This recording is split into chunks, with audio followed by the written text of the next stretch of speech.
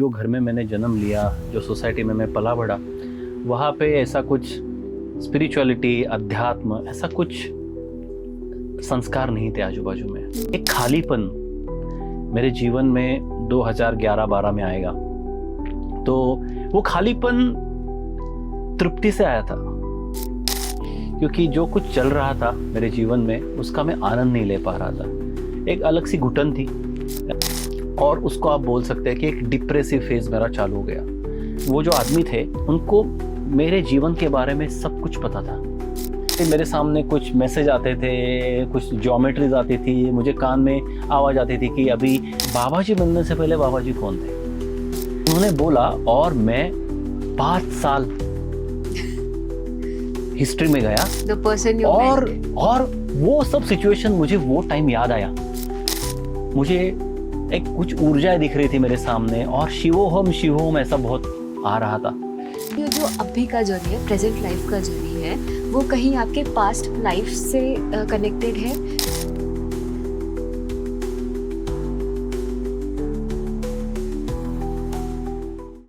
नमस्कार, मैं महिका मेहत्रे आप सबका फिर एक बार एक नए संवाद में स्वागत करती हूँ। टाइटल से तो आपको पता चला ही होगा कि आज हम किस विषय पर चर्चा करने वाले हैं। ये विषय मेरे दिल के बहुत करीब है। मेरा जो ये सफ़र है स्पिरिचुअलिटी का, उसके अराउंड मेरे बहुत सारे कन्फ्यूजन्स, बहुत सारे डाउट है, और उसका फाउंडेशन बनाना बहुत ज़्यादा ज़रूरी है। और आई एम श्योर कि आप सबके लिए भी ये बहुत इम्पॉर्टेंट होगा। ये सारे डाउट्स, ये सारे कन्फ्यूजन दूर करने के लिए हमारे साथ आज एक ऐसी व्यक्ति है जिनके ऊपर महाअवतार बाबा जी की कृपा है, और वो महाअवतार बाबा जी की शिवोहम साधना सिखाते हैं। तो चलिए मिलते हैं हमारे आज के गेस्ट से, दीपक घरसासी जी से। सर, आपका बहुत बहुत स्वागत है। बहुत बहुत धन्यवाद महिका जी, आपकी ये रंग मंच पे मुझे बुलाने के लिए। और अच्छी बातें करेंगे। जो कुछ बाबा जी ने मुझे सिखाया, उनसे जो कुछ जाना है मैंने अभी तक, वो सबके साथ बांटने का मेरा प्रयास रहेगा। चालू करते हैं। ज़रूर सर। तो मैं सबसे पहले आपको एक चीज़ पूछना चाहूँगी कि आपका जो करियर पाथ था, हम लोगों ने पहले बात भी करी थी, आपका जो करियर पाथ था वो थोड़ा डिफरेंट था, और मैं जानना चाहूँगी कि आप इस पाथ में, स्पिरिचुअल पाथ में आए कैसे और कब और क्यों? जब हम लोग छोटे होते हैं, किसी को स्पिरिचुअल एस्पिरेशन नहीं रहती, बिकॉज जो घर में मैंने जन्म लिया, जो सोसाइटी में मैं पला बढ़ा, वहाँ पे ऐसा कुछ स्पिरिचुअलिटी, अध्यात्म, ऐसा कुछ संस्कार नहीं थे आजू बाजू में। बहुत एक नॉर्मल सा मिडिल क्लास जो एक लाइफ था वो मेरा था। घर में संस्कार थे, लेकिन अध्यात्म की तरफ जाने के लिए जो कुछ एक जो बचपन में वो संस्कार रहते, वो तो घर पे ऐसे थे नहीं। तो बचपन से एक ही लगन थी कि अच्छा सीखना है, अच्छा पढ़ना है, अच्छी नौकरी करनी है, और खुद का लाइफ अच्छा जीना है। तो खुद के अराउंड ही सब मेरा अर्ली चाइल्डहुड एक्सपीरियंस रहे। उसके बाद में जो मैं नौकरी कर रहा था, तो लगभग जब तक मैं 2011 तक मेरा यही सफ़र चलता रहा। तो अच्छी खासी मेरी नौकरी थी, कॉरपोरेट जॉब थी, अच्छी खासी आमदनी थी, घर बना, शादी हो गई। तो एक जो मिडिल क्लास जो एक कोई लड़का रहेगा, वो बचपन में या उसके टीनेज ईयर्स में जो कुछ सोचेगा कि मुझे ये करना है, उसके जो कुछ एक अरमान रहेंगे, वो मेरे शायद 2011 में ऐसे मुझे लगा कि पूरे हो गए। और वो थोड़ा सा सरप्राइजिंग था मेरे लिए, बिकॉज ये कभी मैंने सोचा नहीं था मेरी ज़िंदगी में कि एक खालीपन मेरे जीवन में 2011-12 में आएगा। तो वो खालीपन तृप्ति से आया था। वो तृप्ति थी कि जो कुछ मुझे एक लक्ष्य था मेरे जीवन में। देखो, मेरी आयु वो 2011 में कितनी रहेगी, मैं 29-31 साल का रहूँगा। तो करियर ऐसा कुछ आगे भी नहीं बढ़ा था, लेकिन फिर भी एक 10-11 साल के मेरे करियर के बाद मुझे ऐसा लग रहा था कि बस हो गया, ये अभी यही मेरे जीवन का लक्ष्य नहीं है, कुछ तो अलग है।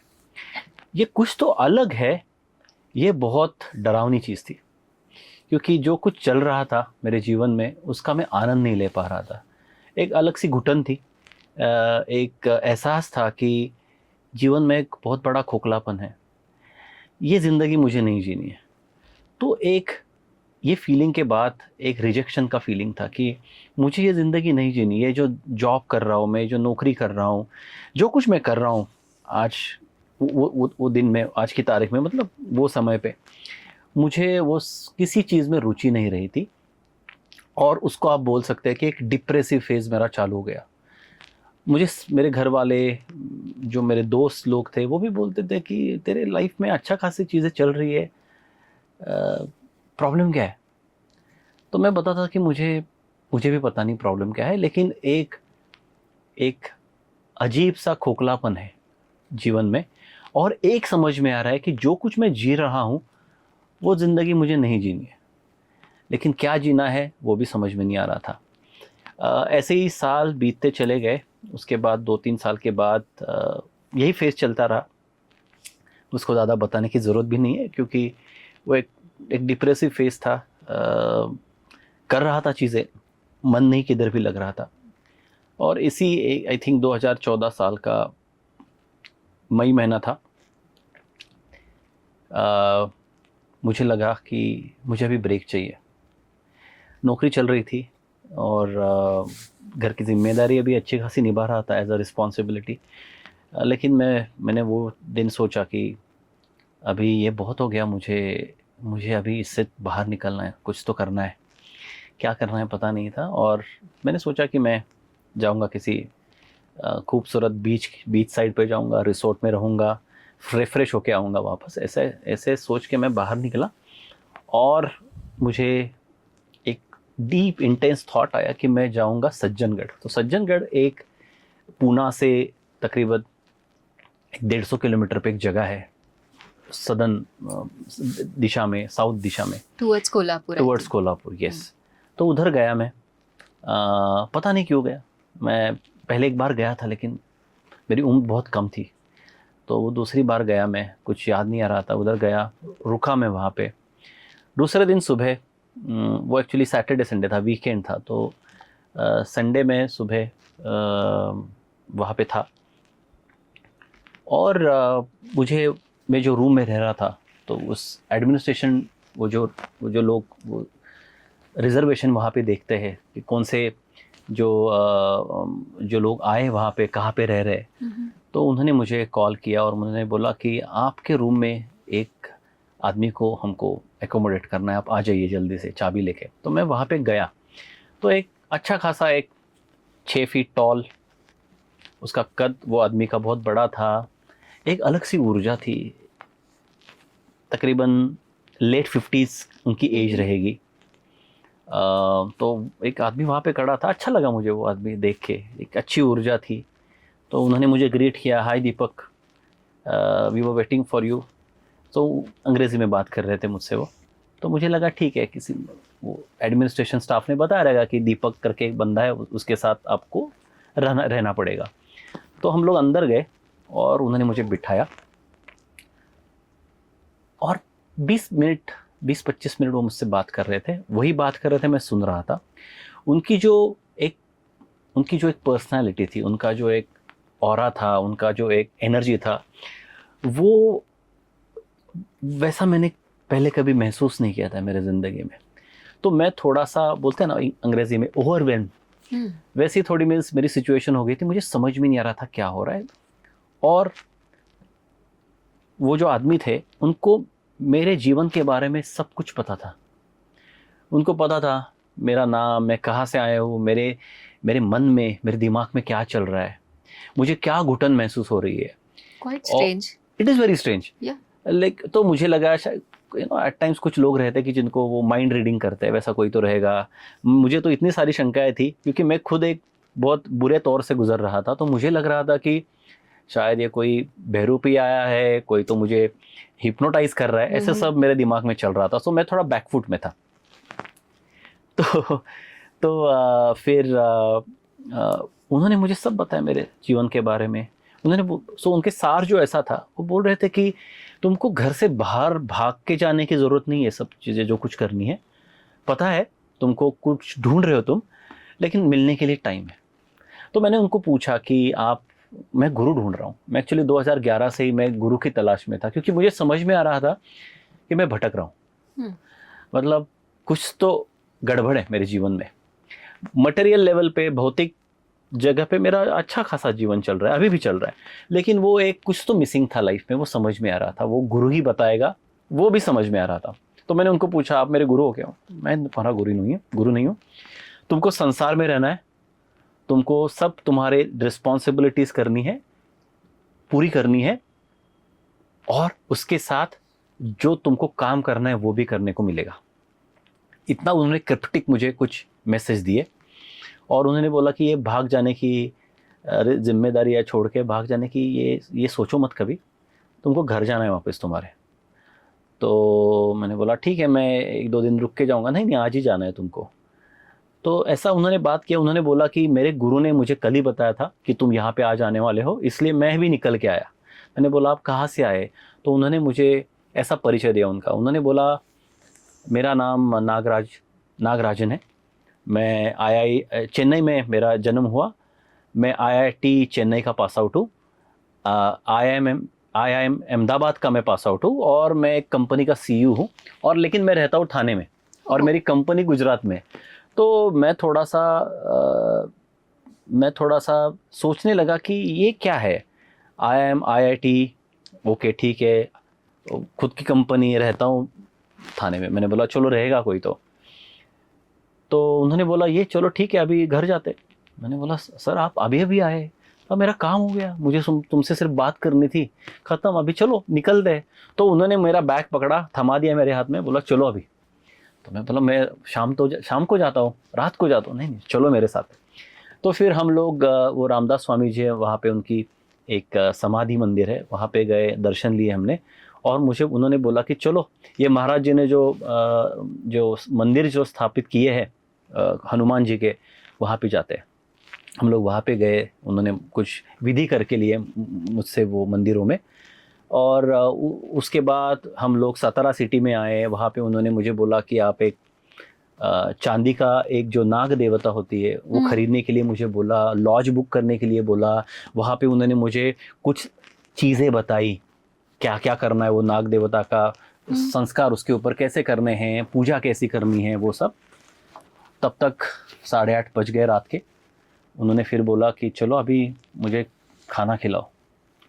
तो हम लोग गुजराती थाली खाया हमने, और उसके बाद में अभी बोले 12 बजे से पहले तुमको तुम्हारे घर पहुंचना है। मैंने बोला सर आप कैसे आए हो? मैं बस से आया हूँ। तो देखो बस कुछ बुरी चीज़ नहीं है, लेकिन यूजुअली अगर कोई बंदा इतना सीनियर है, उसके मकाम, उसका जो हैसियत है, उसने जो मकाम हासिल किया है जीवन में, तो वो बस से क्यों आएगा? तो मैंने बोला ये इतना आया, CEO बोलता है आदमी किसी कंपनी का, और वो बस से क्यों आएगा?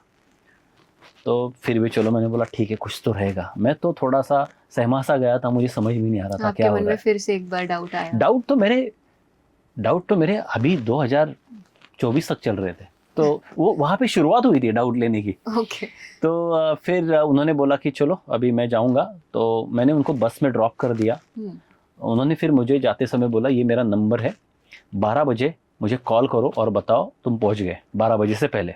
तो मैं आई थिंक तकरीबन 11 साढ़े 11 बजे घर पहुँचा, और मैंने उनको कॉल किया कि सर मैं पहुँच गया। बोला ठीक है, अभी मुझे कॉल मत करो, नेवर एवर कॉन्टैक्ट मी। तो उनका एक टिपिकल साउथ इंडियन टोन में, हाँ वो टोन में उन्होंने मुझे बताया कि अभी कॉल मत करो। तो मैंने उनको पूछा कि कुछ गलती हुई मेरी? बोला गलती नहीं कुछ, मत कॉल करो मुझे। तो मैं 3 दिन I didn't call him. I was still thinking कि ये क्या हो रहा है, ये क्या हुआ मेरे साथ, समझ भी नहीं आ रहा था कुछ, ऐसा कुछ अलग भी नहीं लग रहा था। आई वाज स्टिल द सेम, मेरे अंदर की जो घुटन वैसी, सब कुछ वैसा ही था। तो मुझे उन्होंने बोला था कि 2-3 साल ऐसे तुमको निकालने पड़ेंगे, तब तुम्हें तुम्हारे गुरु मिलेंगे, तब आगे जाके जो कुछ होगा वो होगा। तो मैंने बोला 2-3 साल तो निकालने, वैसे तो निकाल भी लिए वैसे। 3 दिन के बाद, वो घटना के बाद मैंने उनको कॉल किया, उनके फ़ोन पे कॉल किया, तो मैसेज आ रहा था this number does not exist and he said never to call me back. तो वो जो चीज़ है वो मेरी जहन में रह गई। उसके बारे में सोचता रहा मैं, उसके मुझे उत्तर कभी नहीं मिले। उसके बाद में 2 साल गुजर गए। उसके बाद में I met my Guru, Guruji नौशीर engineer. He is a disciple of Mahotar Babaji. He was. Okay. Unfortunately, he left his body in 2022 अगस्त। तो वो मुझे मिले और उनसे फिर मुझे दीक्षाएं मिली, क्रिया योग की दीक्षाएं मिली, मुझे कुंडलिनी साधनाओं की, कुंडलिनी शक्तिपात की दीक्षा मिली। और उसके बाद में मैं कह सकता हूँ कि मेरा जो स्पिरिचुअल जर्नी था वो निखर के आया। मुझे स्पिरिचुअलिटी क्या है समझा, बहुत सारी चीज़ें मैंने सीखी मेरे गुरु से। बहुत सारी कन्फ्यूजन्स जो मेरी थी वो कम हो गई। उसके बाद में मुझे हीलिंग एक जो टॉपिक है उधर मैं थोड़ा ज़्यादा चला गया, मुझे उसके बारे में इंटरेस्ट आने लगा और मैं हीलिंग करने लगा, वो सब चीज़ें कर रहा था। और जब मैं कभी साधना करता था जो मेरे गुरुजी ने सिखाई थी, तो सुबह में 4 साढ़े 4 बजे मुझे नींद खुलती थी, मैं क्रिया करता था हमारी।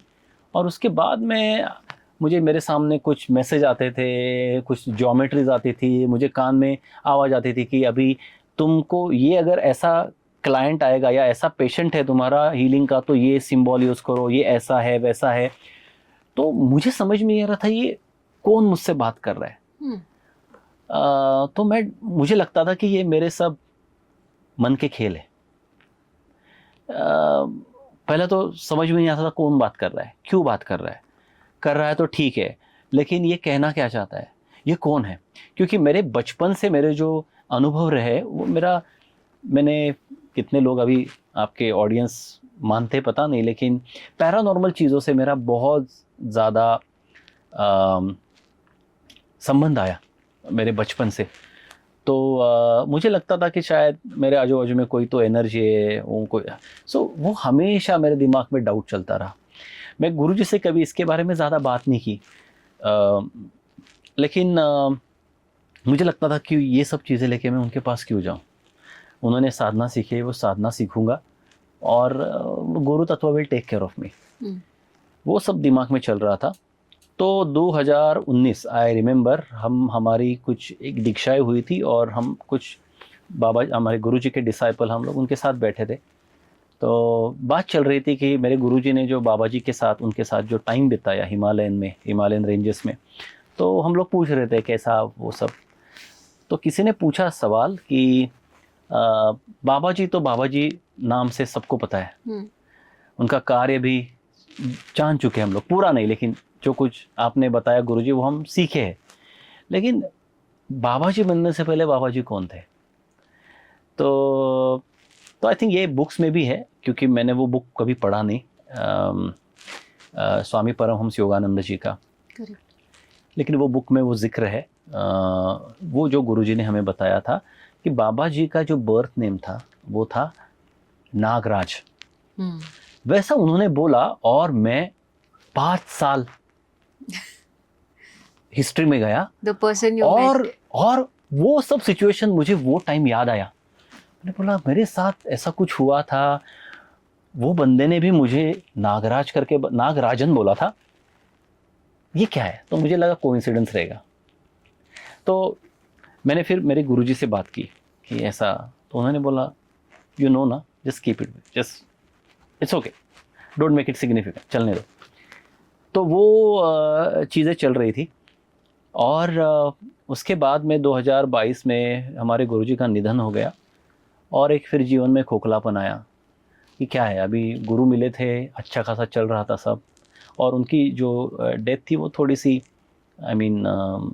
थोड़ी सी अचानक से हुई। तो प्रिपरेशन भी नहीं था माइंड का कि all of a sudden your guru will leave this physical world.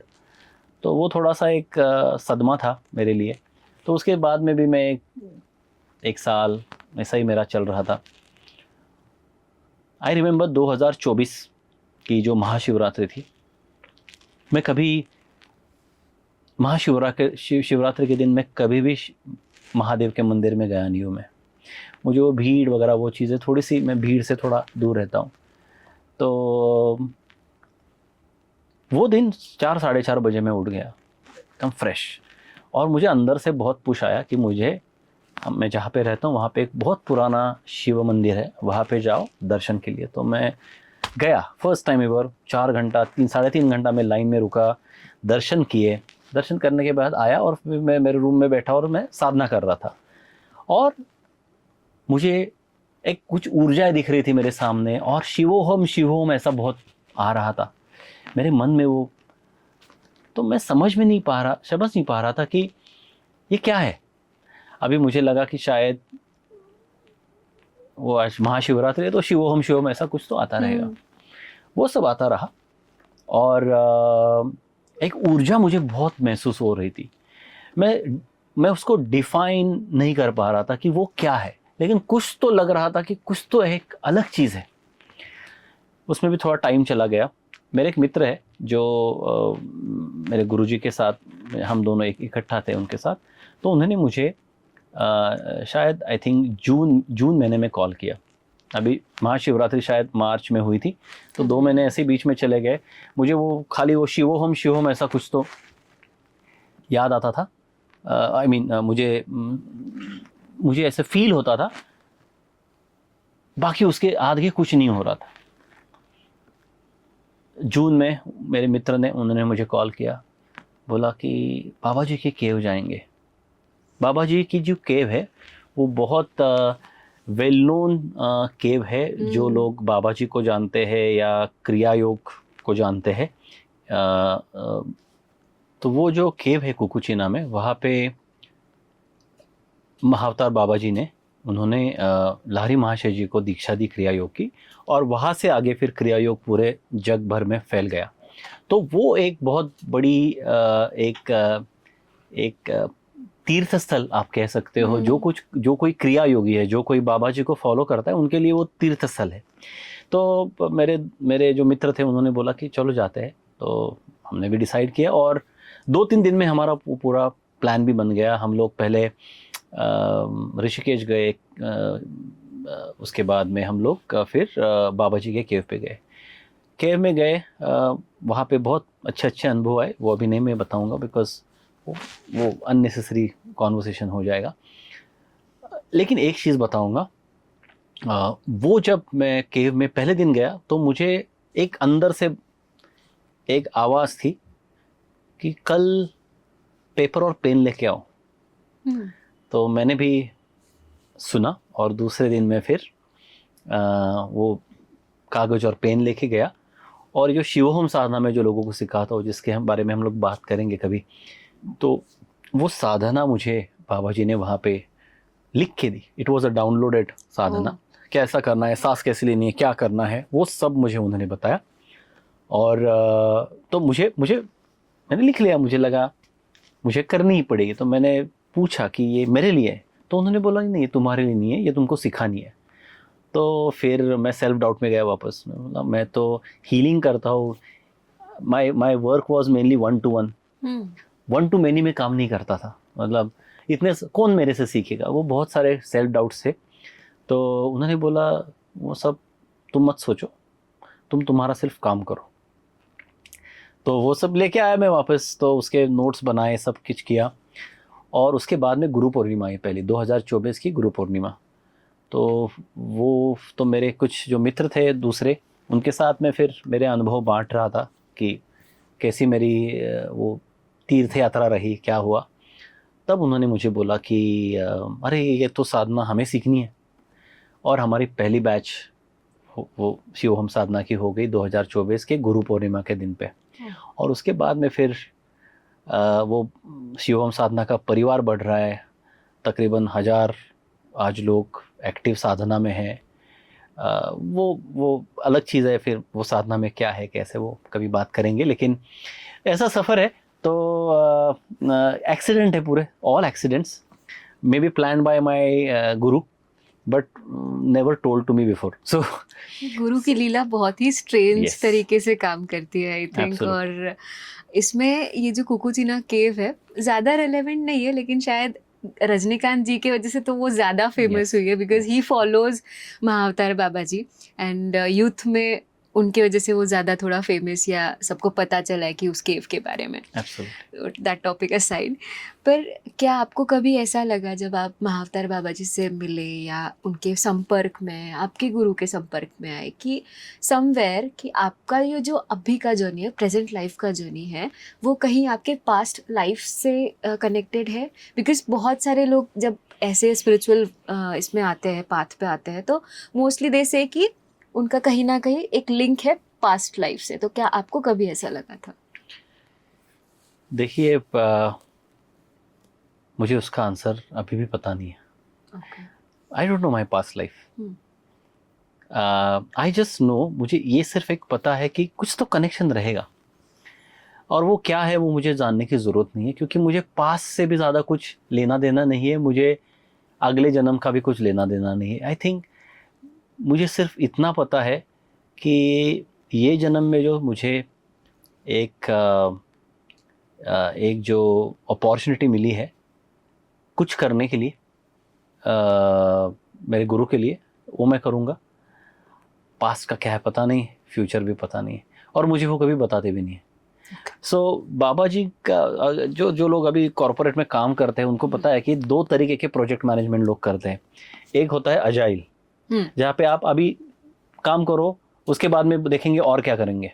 तो इंक्रीमेंटली आप काम करते हो, आप एंड टू एंड देखते नहीं हो। जो वाटरफॉल जो सिस्टम है उसमें आप एंड टू एंड देखते हो कि customer requirement to finish product पूरा देखते हो आप। वैसी विजन बाबा जी ने मुझे कभी नहीं दी। तो मुझे पता नहीं कि 1 साल के बाद मैं क्या करूँगा, कैसे, बट आई नो कि कुछ ना कुछ वो मुझसे उनका कार्य करके लेंगे, और मुझे वही करना है। जिस कैपेसिटी में जब तक वो चाहेंगे वो तब तक मैं करूँगा। तो उनकी कृपा ऐसी है कि मैं लोगों की चीज़ें देख पाता हूँ। लेकिन बोलते हैं ना, दिए के नीचे अंधेरा, वैसे मेरी कुछ हालात है। मुझे खुद के बारे में ज़्यादा कुछ पता नहीं है, और वो मुझे बताते नहीं है, और मैं किसी को ज़्यादा पूछने के लिए जाता नहीं कि पिछले जन्म का क्या और अगले जन्म का क्या।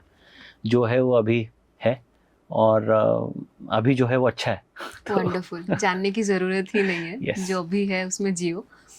आपको जैसे महाअवतार बाबा जी के ब्लिस में रहना या उनके कृपा में रहने का अनुभव कैसे है? आप उस एनर्जी को कैसे एक्सप्लेन कर पाओगे? कैसे लगता है?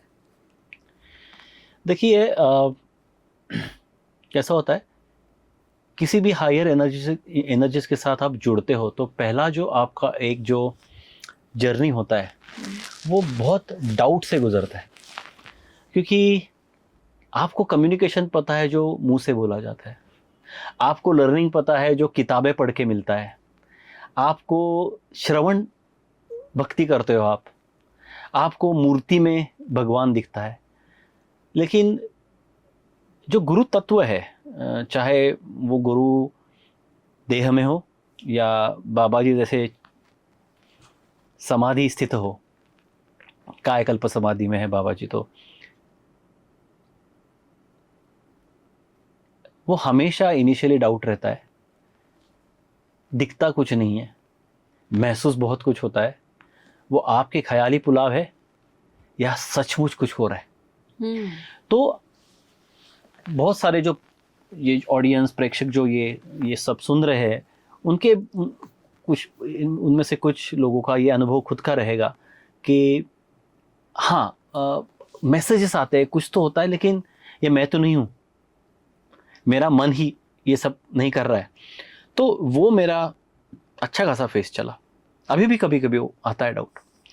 लेकिन क्या होता है पता है क्या, बाबा जी या गुरु तत्व का एक सिग्नेचर होता है हर एक चीज़ का। तो आपको जब डाउट आएगा तो वो सिंक्रोनासिटीज क्रिएट करेंगे। उसका भी हिंदी में क्या शब्द प्रयोग करूँ मैं पता नहीं मुझे, लेकिन वो ऐसी चीज़ें मटेरियल डायमेंशन में कुछ तो करेंगे ताकि आपका डाउट और उन्होंने जो आंसर दिया जो आपको आया है उसके बीच में एक कनेक्शन बन जाए। मेरा जो चैलेंज था वो था सेल्फ डाउट, कि ये देखो मैं एक वेरी ऑर्डिनरी पर्सन, मैंने ऐसे कुछ बड़ी कठिन उपासनाएं की नहीं है, मैंने कुछ व्रत वैकल्य चपता कुछ नहीं किए मैंने। तो फिर भी मुझे हमेशा अभी भी कभी कभी लगता है कि ये क्या है, I mean do I deserve this at times, am I hallucinating, मेरा भ्रम है ये। जब भी मैंने ये सोचा तो बाबा जी ने ऐसी कुछ चीज़ें की जो मटेरियल लेवल पे थी, जिससे मुझे वो डाउट निकालना पड़ा, और ऐसा फिर उनसे फिर मेरा ट्रस्ट बढ़ने लगा। देखिए क्या होता है पता है क्या, हमारा डाउट ये भी स्पिरिचुअल ईगो है। तो स्पिरिचुअल प्रोग्रेस में सबसे इंपॉर्टेंट फैक्टर है फ्लो स्टेट में जाना, पानी की तरह बहना, पानी का पत्थर नहीं बनना। तो ये जो सेल्फ डाउट है, at times extra self identity कि मैं कर रहा हूं, वो भी प्रॉब्लम है। सो ये दौर से कोई भी साधक जो गुरु तत्व के साथ कनेक्ट होता है, और वो गुरु देह में भी रहने दो, गुरु और शिष्य का जो कनेक्शन होता है वो बहुत सटल होता है। Not everything guru will come and tell you on your face, not everything he will tell you and sit with you and guide you कि तुम ये करो। माइक्रो मैनेज नहीं करता गुरु कभी, क्योंकि गुरु तत्व एनेबलर है। किसी को एनेबल करना है, किसी को तैयार करना है किसी के लिए, तो उसका काम तुम नहीं करते ना, उसका तो गुरु शिष्य का काम नहीं करता। गुरु शिष्य को एकदम साइलेंट गाइड करता रहता है, कभी कभी उसको प्रॉब्लम में डालता भी है, क्योंकि वो प्रॉब्लम में जाना जरूरी है वो साधक को या वो शिष्य को, और उसे उभर के आना है। तो इसलिए थोड़ा सा गुरु की अनुभूति लेना, गुरु का अनुभव लेना कभी कभी लोगों को थोड़ा सा कठिन जाता है, क्योंकि बहुत सटल होता है ये। तो उसमें क्या होता है कि गुरु यहाँ पे चमत्कार दिखाने के लिए नहीं है, वो आपको हर रोज रात को लोरी सुनाने के लिए और सुबह उठ के आपसे कान में बात करके साधना करवा के लेने के लिए नहीं है। गुरु तो अगर किसी की एक्सपेक्टेशन है कि गुरु मुझसे हर रोज बात करेंगे, he will take care of my spiritual evolution, तो ऐसा होता नहीं है। जैसे लोग कहते हैं कि मैंने वो उन पे छोड़ दिया, उनके छोड़ दिया। वो छोड़ना ठीक है, लेकिन किस कारण के लिए छोड़ रहे हो? बट कर्म तो आपको करना चाहिए, कर्म तो करना पड़ेगा। लेकिन वो कॉन्सेप्ट पे बात करेंगे हम लोग कि आई मीन गुरु मतलब क्या है और क्या नहीं है, और शिष्य मतलब क्या है और क्या नहीं है। वो एक इंटरेस्टिंग टॉपिक है, क्योंकि बहुत बेसिक चीज़ों में थोड़ी सी गड़बड़ है। और मैं आपको बताता हूँ, मेरी ये उम्र में तो मुझे 100% मुझे पता है कि मैंने ऐसा कुछ नहीं किया है कि मैं मेरे अनुभव के बेसिस पे मैं ये कुछ बोलूँ, लेकिन ये मेरे गुरु बोलते हैं। मैं गुरुजी नौशीर, उनके टीचिंग्स, बाबा जी के टीचिंग्स, जो हम लोग हमारे साधना में भी सिखाते हैं कि पहला अच्छा शिष्य बनना बहुत ज़रूरी है, तब गुरु की आपके ऊपर कृपा आती है। तो आप एक लाइन में अगर बताना है आपके क्वेश्चन का आंसर कि अनुभव कैसा होता है और उनकी जो एनर्जी, तो डाउट से चालू होती है और वो अल्टीमेटली वो सरेंडर तक जाती है, और सरेंडर आता है तो फ्लो स्टेट आती है। तो एक तो वो डाउट वाली जो ट्रैवल है, डाउट से लेकर सरेंडर तक, क्या काफ़ी लोग इसको नहीं अनुभव कर पाते, क्योंकि एक तो वो भगवान से डरते हैं, उस एनर्जी से प्यार नहीं करते, डर के मारे हर चीज़ करते हैं। क्या एक ये पॉसिबिलिटी है लोगों में कि हम ऐसे डरते हैं तो नहीं कनेक्ट कर पाते जल्दी? आप डर का मतलब मुझे बताओगे, कौन सा डर? इन शॉर्ट कि चलो आज ये दिन है तो ये अगर मैं नहीं करूँगा तो श्राप मिलेगा, कुल देवता नहीं जाऊँगा तो प्रॉब्लम होगी, कृपा नहीं होगी, तो ये पक्का, मतलब जो रिचुअल्स है काइंड ऑफ, कि वो जो डर के मारे करते हैं लोग। देखिए, जो स्पिरिचुअल पाथ है, हर एक पाथ की कुछ पिक्युलरिटीज़ है। तो मैं किसी और पंथ के लिए बात नहीं कर पाऊंगा, लेकिन मैं बाबा जी की जो एक एक जो उनकी जो एक उनका जो एक पाथ है और उनकी जो ऊर्जा है, Baba ji is a highly practical master. Hmm. तो उनकी जो टीचिंग्स है वो थोड़ी अलग है। वो बोलते हैं कि जब तक आप मटेरियल मास्टर नहीं करोगे तब तक स्पिरिचुअल मास्टरी आएगी नहीं। इंटरेस्टिंग। तो उनकी उनकी जो एक डॉक्ट्रिन्स है, उनकी जो टीचिंग्स है, उसमें व्रत वैकल्य, रिनाउंसिंग वर्ल्डली थिंग्स, यम नियम का बहुत सारी कॉम्प्लेक्स रिक्वायरमेंट्स, वैसी चीज़ें बाबा जी के पाथ में है नहीं। एटलीस्ट जो शिवोहम साधना हम सिखाते हैं वो बोलते हैं कि तुम अगर जितनी बंधन लोगों पे डालोगे उतना लोग भाग जाएंगे, करेक्ट। स्पिरिचुअलिटी से भाग जाएंगे, और किसी को तो जर्नी चालू करनी पड़ेगी। तुम ऐसा डराओगे लोगों को तो ज़्यादा से ज़्यादा लोग साधना में नहीं आएंगे। साधना और स्पिरिचुअलिटी सहज और सरल होनी चाहिए, इनका वर्ड है उनका। जितनी वो सहज है, जितनी वो सरल है, उतनी आध्यात्मिकता प्रगल्भ है, ऐसा वो बोलते हैं। देखिए, मैं उनकी चीजें बता रहा हूं। अलग अलग पंथों में, अलग अलग शाखाओं में शायद कुछ नियम रहेंगे, क्योंकि जैसा देखिए सीबीएसई बोर्ड अलग तरीके से चलता है, एसएससी बोर्ड जो हमारे महाराष्ट्र में वो अलग तरीके से फंक्शन करता है, गवर्नमेंट स्कूल्स अलग तरीके से चलते हैं, पढ़ाते सब, हर कोई पढ़ाता है। इंटरनेशनल बोर्ड अलग तरीके से काम करते हैं। देखो, उनका जो एक रेजिमेंट रहता है, उनका जो एक तौर तरीके रहते हैं, वो अलग अलग तरीके के हैं। लेकिन अल्टीमेटली ये चारों जो संस्थाएं जिनकी मैंने नाम लिए, वो जो पैटर्न्स है, वो अल्टीमेटली क्या काम करते हैं? एक ही है। बच्चों को सिखाना। तो ये सब गुरु तत्व जो है सिखा ही रहा है। लेकिन देखिए, हर एक आत्मा का एक टेम्परामेंट रहता है, स्वभाव रहता है। वो स्वभाव कैसे बन जाता है? वो आत्मा के अनुभव और उसकी जो एक सोल जर्नी में उसकी स्टेज क्या है, उसके हिसाब से वो साधक अलग अलग शाखाओं में साधना के लिए चुना जाता है। मतलब उसका गुरु तत्व उसको चूज करता है, या उसको उसी साधना में मजा आएगा। जैसा अगर मैं 5वीं कक्षा में हूं और मुझे कोई पीएचडी का या मुझे कोई इंजीनियरिंग का कोई कॉम्प्लेक्स मैथमेटिक्स सिखाए, मैं बोर हो जाऊंगा, क्योंकि मुझे आ ही नहीं रहा। आपका मैं भाग जाऊंगा वहां से। मुझे वो 5th स्टैंडर्ड का सिलेबस मिल जाएगा ना, तो मुझे मजा आएगा, मैं फ्लो में रहूंगा, क्योंकि मुझे जो आता है और जो करने में मुझे मजा आता है वो मैं कर रहा हूँ। दूसरा एग्जांपल ले, तो अगर मैं पीएचडी में हूँ और मुझे किसी ने 5th स्टैंडर्ड का मैथमेटिक्स दे दिया है कि चलो ये एलसीएम निकालो, एचसीएम निकालो, तो मुझे मजा आएगा? डेफिनेटली नहीं आएगा। तो देखिए, ये सब चीजें बहुत सोल का अभी तक का जो एक सफर है, उसके हिसाब से डिसाइड करती है कि कौन सी स्पिरिचुअल ब्रांच में वो सोल ये लाइफ टाइम में क्वालिफाई हो रहा है, नहीं हो रहा है।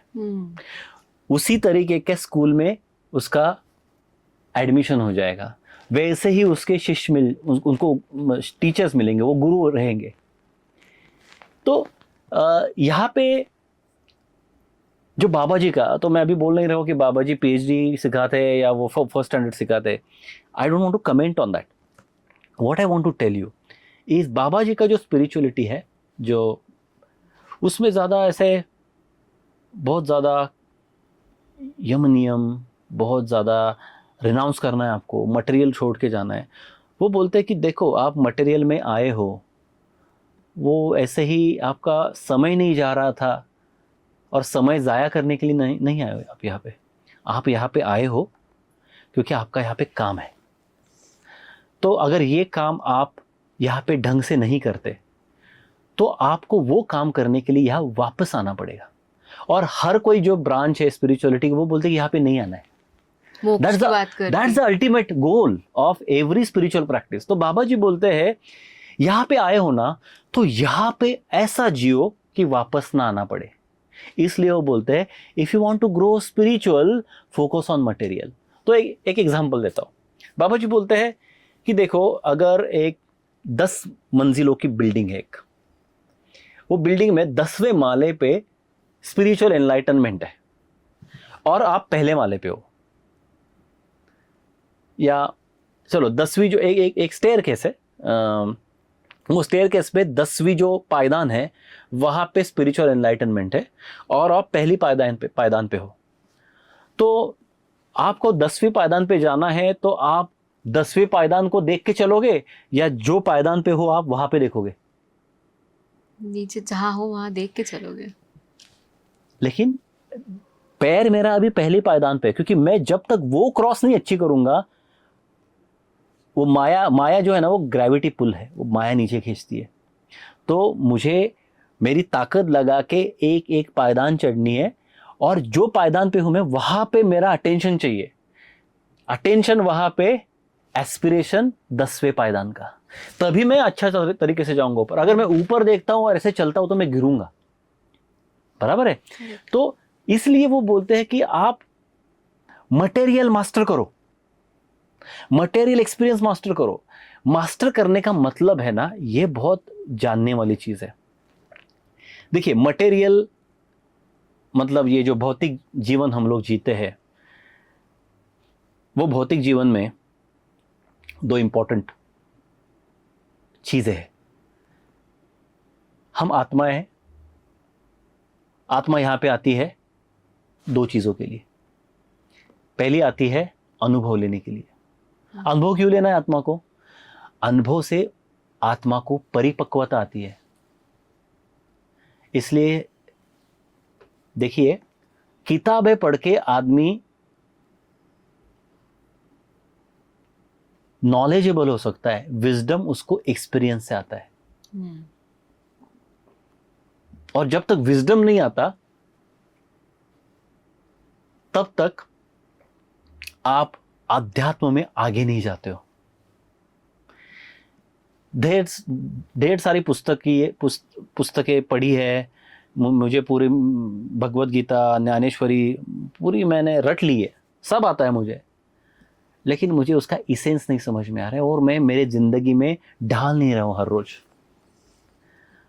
तो फिर वो मेरे नॉलेज जो है वो विजडम में परिवर्तित नहीं हुई है। करेक्ट। और विजडम जब तक नहीं है तब तक आगे नहीं जा पाते।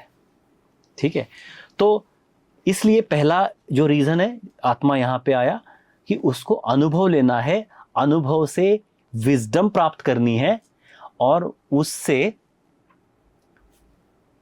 मैं कौन हूं समझना है। जब मैं खुद को समझूंगा तब मैं परमात्मा को समझ रहा हूं। तो परमात्मा अगर हमको जानना है तो ये जो अनुभव है उससे गुजरना बहुत जरूरी है। तो यहां पे फिर रियल प्रॉब्लम क्या है? देखिए, अनुभव जो है वो हर तरीके के हैं। आनंद वाले अनुभव, दुख देने वाले अनुभव। आनंद वाले जो अनुभव है वो हम लोग उसमें अटैच हो जाते हैं, आनंद में। और जो दुख देने वाले अनुभव है उससे हम लोग आपत्ति में आ जाते हैं। और ये जो अटैचमेंट और आपत्ति, वो दोनों कर्म बनाती है। जब हम लोग अनुभव अच्छी तरीके से जीते नहीं हैं, उसमें जो एक डिटैच्ड एक्सपीरियंस हम लोग नहीं जीते हैं, कभी कभी हम लोग बहुत ओवर स्टेप करते हैं हमारे लाइफ में। ये चीजें थोड़ी सी ज्यादा मैं एक्सप्लेन कर पाऊंगा जब हम लोग कभी बात करेंगे कि सोल कॉन्ट्रैक्ट, सोल प्लान क्या होता है। लेकिन देखिए, हम जो जन्म लेते हैं तो हमारा एक सोल का मिशन और प्लान होता है। उस पे हम डिसाइड करते हैं कि मुझे क्या क्या ये जन्म में सीखना है। और जैसे मैंने पहले बोला 2 मिनट पहले कि जब हम लोग ये एक्सपीरियंस जी नहीं पाते ढंग से, तो उसके वजह से हम लोग कर्म बनाते हैं, कर्म बंधन क्रिएट करते हैं। तो हमारे जन्म के लिए फिर दो चीजें आ गई हमारे जन्म में, हमारे सोल प्लान में। एक आया अनुभव कौन से लेने हैं, और दूसरा लेना है कौन से कर्म भुगतने। और भुगतना मतलब कभी कभी वो आनंद भी देंगे आपको, कभी कभी दुख भी देंगे। आनंद है तो कोई शिकायत नहीं किसी को, दुख है तो फिर आदमी सोचता है कि ये दुख कहाँ से आया, वो हमारी करनी है। इसलिए वो बोलते हैं कि Karma is a cause and effect relationship. Correct. तो कोई भी चीज होती है उसके पीछे कोई तो कारण है, वो कारण हम में ही है। बाबा जी बोलते हैं, अभी उनकी एक लाइन में समझा रहा हूं कि मटेरियल में स्पिरिचुअल ग्रोथ है, वो मैं बता रहा हूं यहां पे। वो बोलते जब तुम ऐसे जिंदगी जियोगे, जब तुम अनुभव पूरा लोगे इन्वॉल्व होके, लेकिन किसी भी अनुभव को अटैच नहीं हो जाओगे, तो तुमने वो अनुभव अच्छी तरीके से जिया। वो अनुभव वापस जीने के लिए तुमको नहीं आना पड़ेगा, नया अनुभव के लिए आओगे। लेकिन एक ऐसा समय आएगा कि आप अनुभव से सीख रहे हो, उसमें अटक नहीं रहे हो, तो आपकी आध्यात्मिक प्रगति हो रही है। दूसरा, जब आप एक्सपीरियंस अच्छा जियोगे, कर्म बंधन मेटाकुलसली अच्छी तरीके से वो कर्म बंधन को मैनेज करोगे। मैनेज मतलब जियोगे उसको अच्छी तरीके से, उससे वापस इंपैक्ट नहीं होगे। कर्म बंधन से मेरी किसी के साथ दुश्मनी, और वो दुश्मनी मैंने सुलझाने की वजह मेरे वो जो दुश्मनीयत है मेरे मन में, उसको मैं हावी हो गया और मैंने और दुश्मनी बना ली उसके साथ, उसी आत्मा के साथ जो अभी मनुष्य शरीर में है, और उसके शायद किसी फैमिली मेंबर के साथ। तो मैं यहां पे आया कर्म मेरे कम करने के लिए, वो जो एनर्जी कम करने के लिए, और वो हुआ ही नहीं, मैंने मेरे कर्म बढ़ा लिए, कर्म बंधन बढ़ा लिए। तो बाबा जी बोलते हैं जब तक ये चक्रव्यूह हम लोग तोड़ते नहीं है, उसके लिए हमको ये मोमेंट पे रहना पड़ेगा। क्योंकि कर्म बंधन किसने बनाया, किसका है कर्म बंधन? हमारा। अनुभव किसको लेना है? हमें। स्पिरिचुअल प्रोग्रेस किसकी होने वाली है? हमें। तो काम किसको करना पड़ेगा? खुद को। कहां पे काम करना पड़ेगा? शायद वो जहां पे हम लोग हैं वहां पे काम करना पड़ेगा। गुरु तत्व क्या करता है? गुरु तत्व हमको, गुरु तत्व एक ऐसी चीज है, चलो हमने एक जो ग्रह जो बोलते हैं ना सैटेलाइट, जो हम लोग छोड़ते हैं, वो सैटेलाइट पृथ्वी के बाहर किधर तो कक्षा में हमने भेज दिया। अगर वो ग्रह जो है, और वो सैटेलाइट है रादर, वो सैटेलाइट का अगर हमारे पृथ्वी पे जो इसरो में जो कुछ एक कमांड सेंटर है, उससे अगर डिसकनेक्शन हो गया, तो वो जो सैटेलाइट उपग्रह है वो किसी काम का नहीं है। वो उसका काम नहीं करेगा, वो किधर भी घूमेगा, किधर भी टकरा जाएगा, कुछ भी हो सकता है। गुरु तत्व हमारी वो डोर है, हम वो उपग्रह है, वो जो ग्रह है, और हमारा जो क्रिएटर है, जिससे हम लोग, जहां से हम लोग आए हैं, उसके बीच की वो डोर है। तो गुरु तत्व का काम है कि आपको सही कक्षा में सही कार्य के लिए आपको वहां पे डालना, आपसे वो कार्य करके लेना, और ऐसा करके करके करते करते आपका आध्यात्मिक उत्थान करना। ये गुरु तत्व का काम है।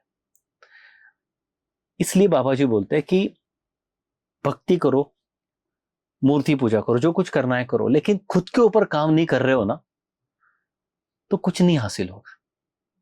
अगर आपको लगता है कि मैं, भगवान आके कुछ करेगा, मेरे मेरे गुरु आएंगे और सब मेरे जो सब कठिनाइयां दूर करेंगे, देखिए गुरु तत्व यहाँ पे हमारा जो जीवन है वो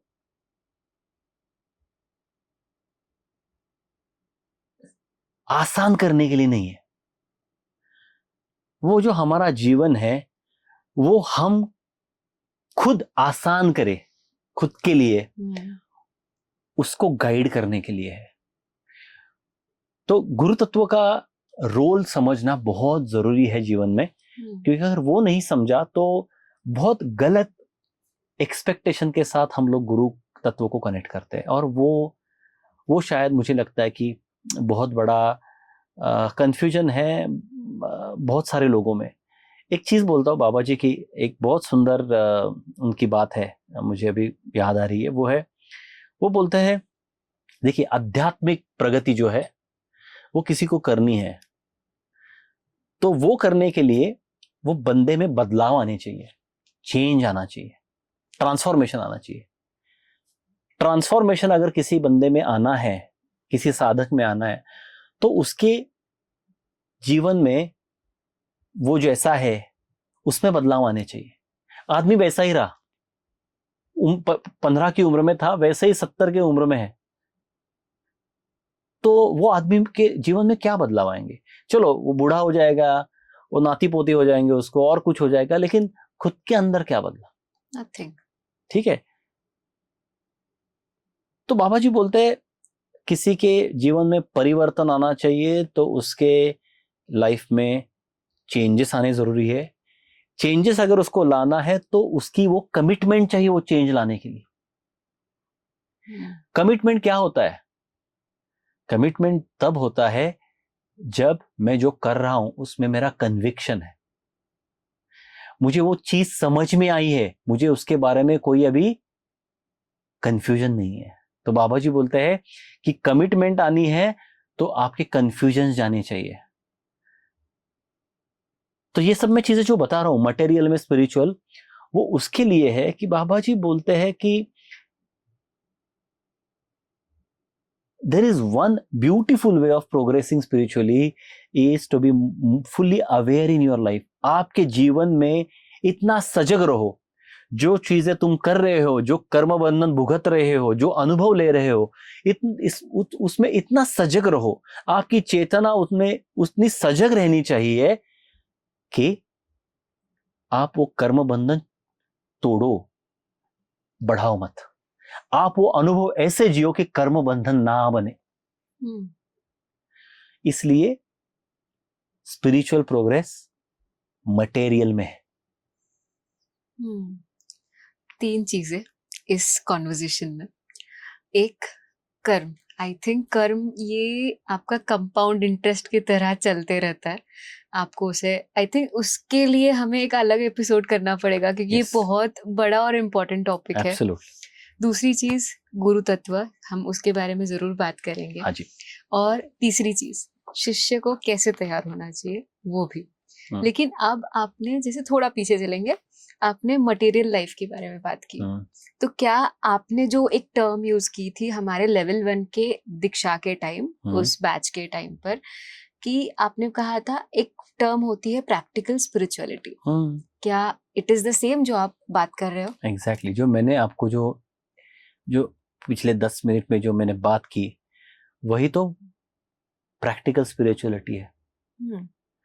मटेरियल में अध्यात्म। देखिए, इसको देखने का और एक तरीका है। ये जो कुछ विश्व जो बना है ना, ये जो पृथ्वी है, पृथ्वी के ऊपर जो कुछ चल रहा है, ये पूरा विश्व जो ब्रह्मांड है, वो बना है एक स्पिरिचुअल एनर्जी से, आध्यात्मिक ऊर्जा से बना है। तो जो पृथ्वी पे आध्यात्मिक अंश ही है, जो अध्यात्म से ही बना है, वो आध्यात्मिक कैसे नहीं होगा? आप सोचिए। मतलब किसी औरत को कोई बच्चा हुआ, तो बच्चे में उसके जीन्स रहेंगे ना। सही है। तो वैसे ही अगर ये जो पूरा जो संसार बना है, पृथ्वी बनी है, पुरुष, औरतें, ये जो प्राणी मात्र, ये जो सब बना है, ये बना किससे है? वो आध्यात्मिक ऊर्जा से ही बना है। तो यहां पे अध्यात्म नहीं है कैसे हो सकता है? यहां पे भी अध्यात्म है। हमको यहां पे आके यहां पे अध्यात्म सीखना है ना। ये पाठशाला है हमारी। पाठशाला में आप आओगे और आप बोलोगे कि नहीं, घर पे मेरे कुछ पुस्तकें हैं, कुछ किताबें हैं, वो किताबें मैं पढ़ूंगा, यहाँ पे आके वो कैसे चलेगा? अच्छा है कि यहाँ पे आए हो तो यहाँ के जो स्कूल का जो जो सिलेबस है, उनकी जो किताबें है, वो किताबें पढ़ो। जैसा हम लोग किसी पाठशाला में जाते हैं तो वहां पे जो जो कोई लड़का लड़की जाएगा, उसको क्या करना पड़ता है? उसको स्कूल में गया, जो सिलेबस है वो पुस्तकें किताबें खरीदी, उसका अध्ययन किया, एग्जाम को गए, पास हो गए, अगली कक्षा में गए। वही तो अध्यात्म है।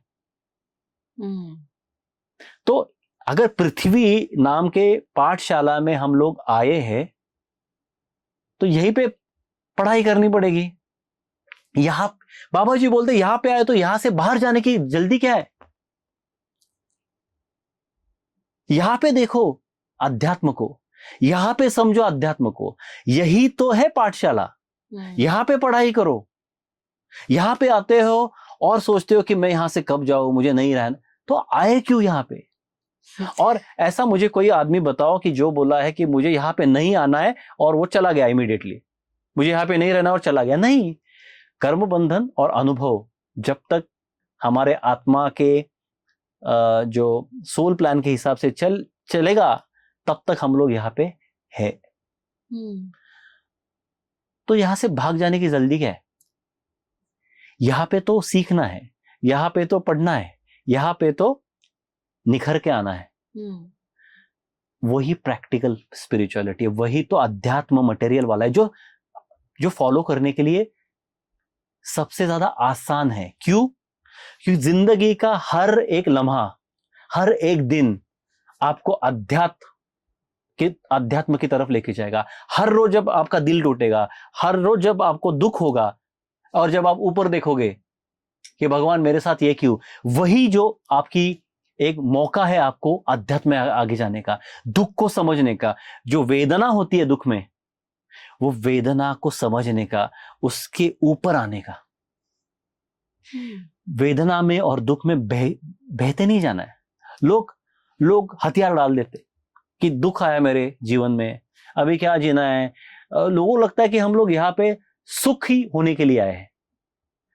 अगर सुखी आदमी रहेगा ना तो वो कभी ऊपर नहीं देखता। देखो, अरे चलो मैं कितना ग्रैटिट्यूड अलग चीज है। कुछ लोग हैं जो जिन्होंने दुख देखा है ना, उनको जब सुख मिलता है तो ऊपर देखते हैं, वो कीमत पता चलती है। हाँ, लेकिन जो लोग दुख में रहते हैं और जिन्होंने सुख देखा नहीं, वो हमेशा ऊपर देखते हैं और बोलते हैं क्या ये, अब बस हो तो गया, अब जब मुझे जाना है। भगवान ने दुख इसीलिए बनाया कि आप ऊपर देखो और समझो कि मुझे वहां पे जाना है, और वहां पे मर के नहीं जाना है, जीते जीते ऊपर जाना है। वो अध्यात्म है।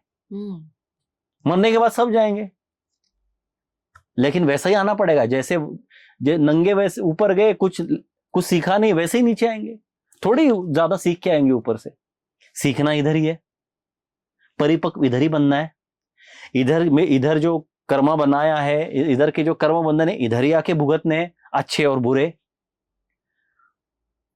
तो फिर देखो ना, ये बाबा जी ने कितना अच्छा दिया है मंत्र कि मटेरियल में स्पिरिचुअल देखना चालू करो, जियो, आगे बढ़ो। कोई आउट ऑफ द बॉक्स जाके किसी आश्रम में गए, गुफा में गए, कपड़े निकाल के बैठे, 12 साल हिमालय में जाके तप किया, कुछ करने की जरूरत नहीं है। जो जिनके लिए वो करने की जरूरत है, उनके सोल प्लान में वो चीजें हैं।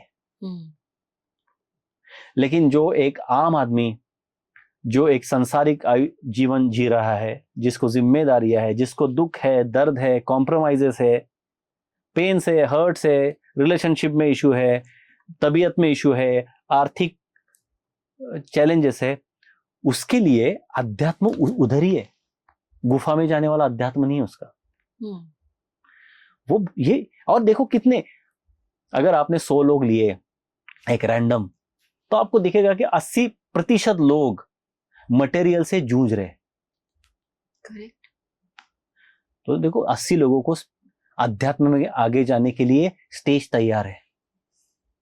इसीलिए बाबा जी बोलते हैं कि ज्यादा से ज्यादा अगर लोग ये पृथ्वी पे, अगर उनको आगे बढ़ना है, जो जरूरत है, स्पिरिचुअल इमरजेंसी का दौर चल रहा है, तो उनको जो जो रोजमर्रा जिंदगी है उसमें अध्यात्म देखना पड़ेगा, वो अध्यात्म समझना पड़ेगा, वो अध्यात्म मास्टर करना पड़ेगा। वही प्रैक्टिकल स्पिरिचुअलिटी है। साधना क्या करेगी? साधना वो जो सीखना है, दुख से जो सीखना है, दुख में जो एक मन का जो एक ठहराव चाहिए, मन बहना नहीं चाहिए, मन जहां पे रहना चाहिए, मन ने और बुद्धि ने ये अनुभव कैसे मास्टर करना है, वो साधना वो प्लेटफॉर्म देगी आपके मन को और बुद्धि को और आपकी चेतना को। तो साधना एक अलग टॉपिक है, साधना और स्पिरिचुअलिटी क्या है। लेकिन एक माइंडसेट में बता रहा हूं, बाबा जी बोलते कि ये लोगों तक, ज्यादा से ज्यादा लोगों तक जाना चाहिए, क्योंकि ज्यादा से ज्यादा लोग प्रैक्टिकल स्पिरिचुअलिटी के लिए ही बने हैं। इसलिए देखो, लोगों को लगता है कि मुझे बदलना है, मुझे आगे जाना है, मुझे आध्यात्मिक प्रगति करनी, लेकिन उनको लगता है कि हाँ चलो ये मैं कर सकता हूँ, क्या मैं ब्रह्मचारी हो सकता हूँ, मुझे संन्यास ले सकता हूँ, नहीं कर सकता, मैं मेरे गुरु के आश्रम में जाके रह सकता हूँ, नहीं रह सकता, चलो मैं फिर ये पाठ करता हूँ, वो पाठ करता हूँ। लेकिन उनको लगता है कि पाठ करूंगा, लेकिन पाठ करके करूँ क्या? चलो ठीक है, मैंने कुछ अच्छे पाठ किए, फॉर एग्जाम्पल मैंने दत्त गुरु के कुछ पाठ किए, मैंने नवनाथ जय उनके कुछ पाठ किए, अच्छी बात है, उसमें कुछ बुरा नहीं, वो आध्यात्मिक है। लेकिन चलो मैंने किया, हर रोज की जिंदगी में क्या करूं? पाठ 24 घंटा तो नहीं करूंगा मैं। करेक्ट। बाकी के 23 घंटे कैसे जीऊं मैं? उसमें मैं हर एक मिनट में अध्यात्म कैसे ढूंढूं और उसके ऊपर काम कैसे करूं? आई थिंक ये बहुत जरूरी है। और ये थोड़ा सा एक डाइवर्जन शायद हो सकता है, लेकिन ये अभी चॉइस नहीं रही हमारे पास। आध्यात्मिक प्रगति, आध्यात्मिक उत्थान, ये हमारी निजी मामला नहीं रहा अभी। बाबा जी एक वर्ड यूज करते, एक टर्म यूज करते, वो टर्म को बोलते हैं स्पिरिचुअल इमरजेंसी,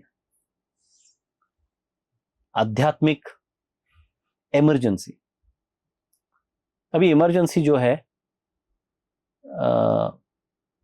उसको मराठी में आणीबाणी बोलते हैं, हिंदी में आई डोंट रिमेम्बर, आपातकालीन स्थिति। यस, आई थिंक आपातकालीन स्थिति। ये बहुत अच्छी बात बताई आपने, thank you for this word. तो ये पूरा जो विश्व है, अभी जो पृथ्वी का बात करते हैं हम लोग अध्यात्म के लेंस से, वो दृष्टि से आपातकालीन स्थिति में। देखिए ये क्या है, ये थोड़ा समझना पड़ेगा। ये जब थोड़ा सा मैं बताऊंगा, तब आपके बहुत सारे प्रेक्षकों को कुछ चीजें कनेक्ट होगी। अच्छा। देखिए पिछले 10-12 साल से, तकरीबन 2010 साल के बाद, 12 साल के बाद, आपको एक चीज आपने देखी रहेगी, बहुत सारे आध्यात्मिक संगठन उभर के आए। हाँ। बहुत गुरु यहाँ पे गुरु तत्व आए। बहुत सारे साधक तैयार हो गए। अभी देखो 2000 साल, जब आप कभी कॉलेज में थी, मैं जब कभी कॉलेज में सीख रहा था, तो अध्यात्म ऐसा था कि कोई एक, चलो रिटायर हो गए, उनके लिए कुछ पूजा पाठ, वो अध्यात्म था। हाँ, ऐसा नहीं, मैं एक लार्ज बता रहा हूं, मैं सबके अगेन, देखिए मैं जो बात कर रहा हूं वो लार्जर पॉपुलेशन की बात कर रहा हूं। वो भजन किया, भक्ति किया कुछ, और पूजा पाठ किया, वो स्पिरिचुअलिटी था लोगों के लिए। Correct. लेकिन 2012 के साल के बाद जब आप देखोगे, तो अध्यात्म जिस तरीके से लोग देख रहे हैं, उसमें परिपक्वता आई है। लोग सेल्फ इंक्वायरी कर रहे हैं। Correct. लोग खुद के जीवन के बारे में ढूंढ रहे हैं। उनके जिंदगी में एक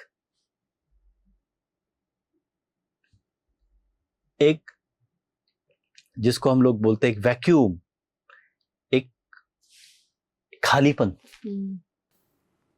तो वो जो खालीपन जो बढ़ रहा है, वो बाय डिजाइन है, वो प्लानिंग है। तो ये जो प्लानिंग है, ये हमारी जो पृथ्वी है और जो पृथ्वी का जो एक चैतन्य है, जिसको हम लोग कॉन्शियसनेस बोलेंगे, कलेक्टिव कॉन्शियसनेस, उसका जो एक एनर्जेटिक शिफ्ट बोलते हैं हम लोग, वो शिफ्ट के टाइम पीरियड से हम लोग गुजर रहे हैं। तो अगर पृथ्वी का कॉन्शियसनेस, हमारे सौरमाला का कॉन्शियसनेस, उसकी जो एनर्जी है वो बदल रही है, तो उसके अंदर जो कुछ है उसकी भी ऊर्जा बदलनी चाहिए। और वो जो बदलाव है, वो बदलाव का जो टाइम पीरियड है वो है 2012 से लेके 2012 से लेके 2078, 2078। ये जो टाइम विंडो है, जहां ये हमारे पृथ्वी के लिए एक क्रिटिकल दौर है। और हमारा भाग्य इतना अच्छा है कि हम लोग ऐसे पीरियड में ये प्लैनेट पे है, ये पृथ्वी पे है। अभी क्या हो रहा है कि पृथ्वी और जो हमारी सौरमाला है, जो एक हमारे सेंट्रल ऑफ गैलेक्सी का जो एक सेंट्रल सन है, उसके बाजू में जो घूम रही है और जो ऊर्जा में प्रवेश कर रही है, द्वापर युग में हम लोग है अभी, उसमें जो द्वापर युग की जो ऊर्जा में हम लोग जा रहे हैं आगे, तो उसमें बहुत सारा तमोगुण रजोगुण में परिवर्तित होने वाला है, और उससे फिर आगे जाके हम लोग त्रेता युग, सतयुग, ऐसा करके जाएंगे आगे। तो ये जो हमारा जो ट्रांजिशन चल रहा है हमारे पृथ्वी का, वो इसी दौर में है। और इसको बाबा जी बोलते हैं स्पिरिचुअल इमरजेंसी। स्पिरिचुअल इमरजेंसी मतलब आध्यात्मिक आपातकाल, मतलब पृथ्वी पे जो कुछ आत्माएं हैं उनको ऐसी सिचुएशंस में से गुजरना होगा जिसमें उनको हमेशा एक लक्ष्य की तरफ वो खींचे जाएंगे, वो है आध्यात्मिक उत्थान। आध्यात्मिक उत्थान और ये आध्यात्मिकता हम में कब आती है? जब हमको बहुत सारी इनसिक्योरिटीज रहती है, बहुत प्रॉब्लम्स आती है, तभी बहुत दुख मिलता है, बहुत अनसर्टनिटी जो हम लोग बोलते हैं, वो जब रहता है ना, तभी आदमी भगवान ऐसा करके बोलता है। तब तक मैं बोलता है। जब तक सिचुएशन हाथ से बाहर नहीं जाती, जब तक दुख का सामना नहीं होता, जब तक डर नहीं लगता, तब तक आदमी भगवान के बारे में सोचता नहीं है, ज्यादातर लोग। और मुझे इससे बाहर निकलना है, ये सोचता नहीं है। देखो, आप अगर खुश हो तो ये माया में आप अटकोगे, मतलब आपके जीवन में कुछ दुख नहीं है तो आप इधर ही रहोगे हमेशा। आपको जब दुख होता है तब आप सोचते हो कि मुझे यहां पे नहीं रुकना है, I don't want to be here. इसलिए ये जो दौर से जो हम लोग गुजर रहे हैं, उसमें दुख बढ़ रहा है सब जगह पे, अनसर्टेनिटी बढ़ रही है, अनिश्चितता सब जगह पे दिख रही है आपको, और वो और भी बढ़ेगी। बाबा जी बोलते हैं कि इसको आप पनिशमेंट मत समझो, इसको आप प्रोग्रेस समझो। देखो, जब स्कूल में कोई विषय हमको हार्ड लगता है, किसी को गणित डिफिकल्ट लगता है, किसी को विज्ञान लगता है ज्यादा कठिन, जो कठिन है ना उधर ही मास्टरी है, जो आसान है उसमें क्या मास्टरी। तो ये दौर में ये जो कठिनाइयां है वो हमको अध्यात्म के अगले पायदान पे लेके जाने के लिए रास्ता है, ये ऑब्स्टेकल्स नहीं है। तो ये थोड़ा सा बहुत जरूरी है। और ये कॉस्मिक प्लान है। हम सबको लगता है कि ये मैनमेड है सब, जो कुछ अभी हम लोग जो शूट कर रहे हैं, जब तो आपको पता है कि जो जियोपॉलिटिकल सिचुएशन क्या चल रही है, ये वॉर चल रहा है, सब लोग मर रहे हैं और बहुत सारे लोग सवाल पूछ रहे हैं कि ये इनोसेंट, ये कैसा, how can America do this, ये ईरान ऐसे क्यों कर रहा है, ये लोग ऐसे क्यों कर रहे हैं। ये बाय प्लान है, वो प्लान है पनिश करने के लिए नहीं है, वो है मानव जाति प्रोग्रेस करे इसलिए। और वो प्रोग्रेस कौन सा है? आध्यात्मिक प्रोग्रेस। तो जो कोई आदमी औरत इस पृथ्वी पे साधना से जुड़ेगा, कोई भी साधना करेगा, अध्यात्म के नजदीक जाएगा, अध्यात्म को जानने की कोशिश करेगा, जिसकी आध्यात्मिक बैठक रहेगी, जो गुरु तत्व से संलग्न होगा, वो इस दौर से अच्छी तरीके से निखर के आएगा। और जो कठिनाइयों में उलझा रहेगा, कठिनाइयों में अपॉर्चुनिटी नहीं देखेगा, उसको पनिशमेंट तरीके से लेगा, डरेगा उससे परेशानी से ग्रस्त होके क्षतिग्रस्त हो जाएगा।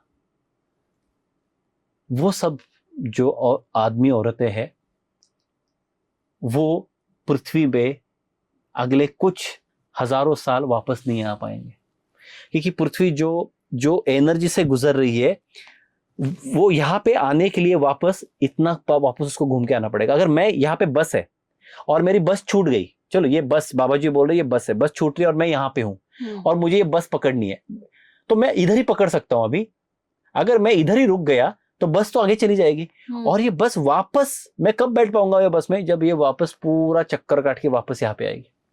आपको उस एनर्जी के साथ चलना है। उतना आपके आत्मा का जो ग्रोथ है, आध्यात्मिक ग्रोथ, वो उतने हजारों पृथ्वी के जो साल है आपको रुकना पड़ेगा।